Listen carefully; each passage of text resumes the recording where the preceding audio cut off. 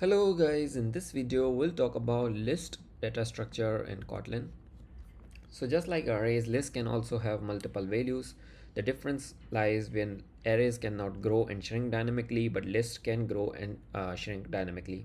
Let's understand how can we create and consume and use lists in Kotlin. So first of all, let's say there's a list of numbers we want to create. We can just say list of, and here I want to give these numbers to start with. And then for printing we can do the conventional way, but there is list.for each which we can use, and here we can give our action. So we can just do print ln, and we can refer to the element by using just it by the iterator. And if I run this,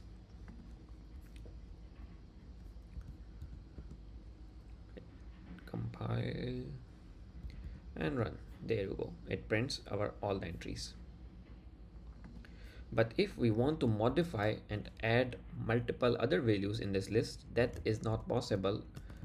As you can see, that is not possible. There's no add or insert method, because this list that we just created is by default immutable, meaning you cannot modify the entries or data inside the list. So instead what we can do is create a mutable list of, and now I can add and print and whatever I want to do. For example, we want to add, we can just do numbers dot, and as you can see it shows us add as well. Now here I can add, let's say 5, and then if I open the terminal and compile and run, there you go. Now it's mutable, so basically we can modify as well. Similarly, I can remove as well. So numbers dot remove, and here I want to remove the element. So let's say I want to remove 3, and let's go ahead and compile and run. As you can see, number 3 is gone from our list. So basically we can modify this as well. As I mentioned in the start, it can grow and shrink at runtime.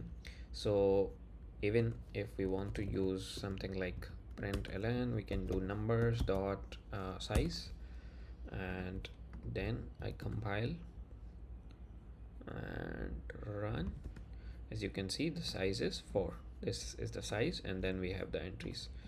So that's how list works in Kotlin. If you use list, it will be immutable, but if you use mutable list of, then it's mutable list.